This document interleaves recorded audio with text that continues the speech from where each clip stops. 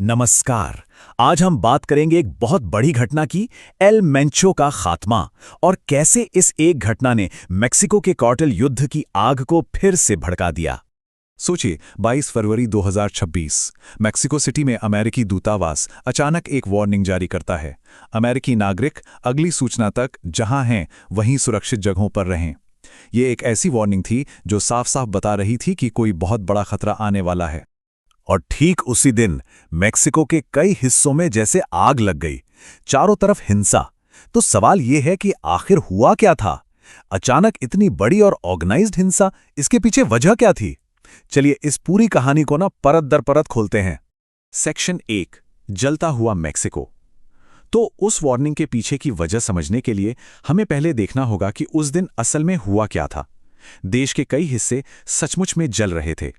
ये कोई छोटी मोटी घटना नहीं थी, नहीं, ये एक सोचा समझा कोऑर्डिनेटेड अटैक था। कम से कम 15 राज्यों में एक साथ सड़कों को जलते हुए ट्रकों और बसों से ब्लॉक कर दिया गया। स्कूल, बिजनेस सब बंद। ग्वाडालाहारा जैसे बड़े शहर में सोचिए, पब्लिक ट्रांसपोर्ट बंद। प्यूर्टो वालाटा का इंटरनेशनल एयरपोर्ट, फ्लाइट्स कैंसिल। हालात इतने बिगड़ गए कि पूरे जलिस्को राज्य में कोड रेड अलर्ट जारी करना पड़ा। मतलब ये एक जबरदस्त रिएक्शन था। और सबसे हैरान करने वाली बात तो ये है कि ये सारी तबाही, ये पूरी अराजकता सिर्फ एक मिलिट्री ऑपरेशन का रिएक्शन थी, एक सिंगल हाई स्टेक्स ऑपरेशन। तो चलिए थोड़ा पीछे चलते हैं और समझते हैं कि ये मिशन था क्या। सेक्शन 2, मेंचो को पकड़ने का ऑपरेशन। देखिए, ये कोई अचानक से लिया गया फैसला नहीं था। इसके पीछे थी पक्की इंटेलिजेंस और एक बहुत ही सावधानी से बनाई गई प्लानिंग। तो ये ऑपरेशन हुआ कैसे, स्टेप बाय स्टेप समझते हैं। सबसे पहले इंटेलिजेंस एजेंसीज ने एल मेंचो के करीबी सहयोगी को ट्रैक करना शुरू किया और उसी से मिला उसका ठिकाना, जलिस्को के तापाल्पा में एक प्रॉपर्टी। लोकेशन कंफर्म होते ही मैक्सिकन आर्मी ने यूएस इंटेलिजेंस की मदद से एक जॉइंट ऑपरेशन प्लान किया। लेकिन जब स्पेशल फोर्सेस ने रेड की तो उनका सामना हुआ जबरदस्त गोलीबारी से। इसी मुठभेड़ में एल मेंचो बुरी तरह घायल हो गया और जब उसे हेलीकॉप्टर से निकाला जा रहा था तो रास्ते में ही उसने दम तोड़ दिया। तो आखिर ये एल मेंचो था कौन कि जिसके मारे जाने पर पूरे देश में आग लग गई? सेक्शन 3, एक $multi-billion टारगेट, उसका नाम, उसका संगठन, ये दोनों ही मेक्सिको के लिए एक बहुत बड़ा सिरदर्द बन चुके थे। उसका पूरा नाम था नेमेसियो ओसेगुएरा सर्वेंटेस, लेकिन दुनिया उसे जानती थी एल मेंचो के नाम से। खास बात यह है कि वो एक पूर्व पुलिस वाला था। करीब 2009 में उसने जलिस्को न्यू जनरेशन कार्टेल यानी CJNG बनाया और सिर्फ एक दशक के अंदर उसने इसे मेक्सिको का सबसे ताकतवर और सबसे खूंखार क्रिमिनल ऑर्गेनाइजेशन बना दिया। वो कितना बड़ा खिलाड़ी था, इसका अंदाजा इसी बात से लगाया जा सकता है कि अमेरिकी सरकार ने सिर्फ उसकी जानकारी देने पर $15 मिलियन का इनाम रखा था। जी हां, $15 मिलियन। ये रकम उसे दुनिया के टॉप मोस्ट वांटेड क्रिमिनल्स में से एक बनाती थी। अगर हम इसकी तुलना ज्यादा फेमस सिनालोआ कार्टेल से करें तो CJNG बहुत ज्यादा एग्रेसिव और हिंसक था। देखिए, सिनालोआ कार्टेल एक पुराना जमा जमाया संगठन था, लेकिन CJNG ने फेंटेनिल जैसी खतरनाक सिंथेटिक ड्रग्स के दम पर बहुत तेजी से अपना साम्राज्य फैलाया।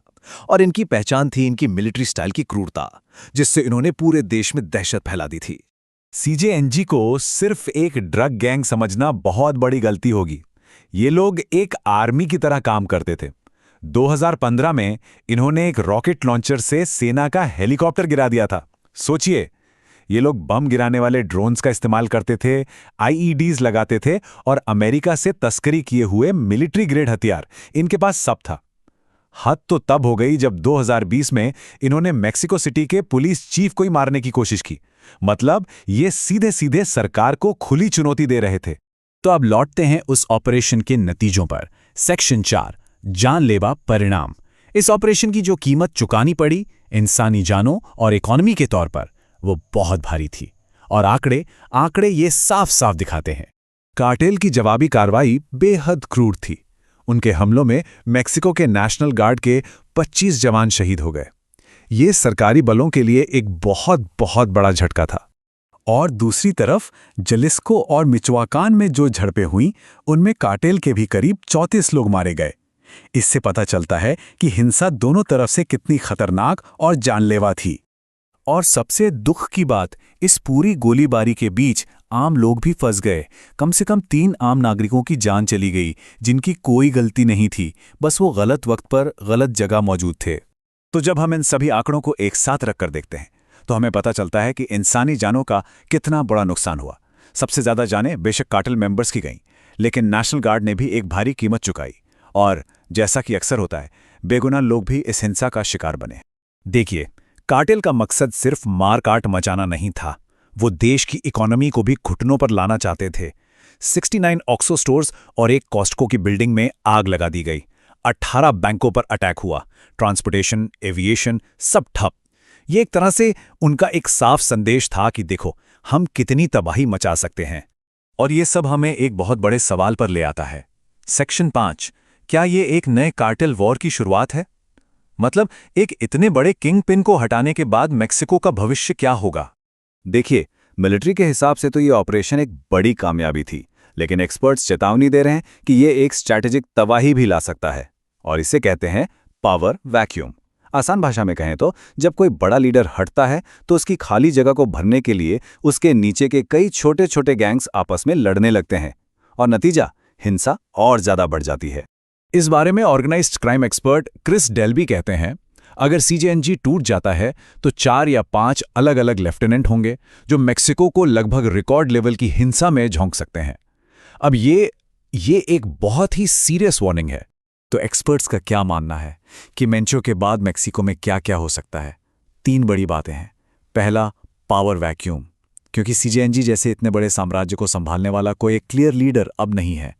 दूसरा, कार्टेल्स का टूटना, यानी जो छोटे कमांडर्स हैं जिनके पास अपने लोग और हथियार हैं, वो अपने अलग अलग हिंसक गैंग बना सकते हैं।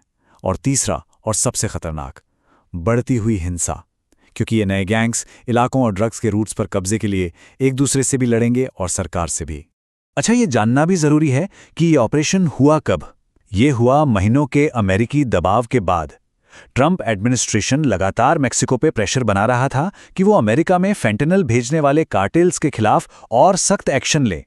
तो इस ऑपरेशन की टाइमिंग और इसमें यूएस इंटेलिजेंस की मदद ये दिखाती है कि ये सिर्फ मेक्सिको की अंदरूनी लड़ाई नहीं थी, इसके पीछे एक बड़ा जियोपॉलिटिकल एंगल भी था।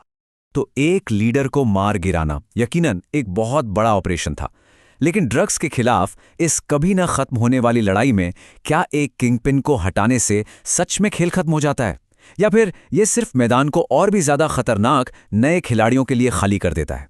ये एक ऐसा सवाल है जिसका जवाब सिर्फ आने वाला वक्त ही देगा।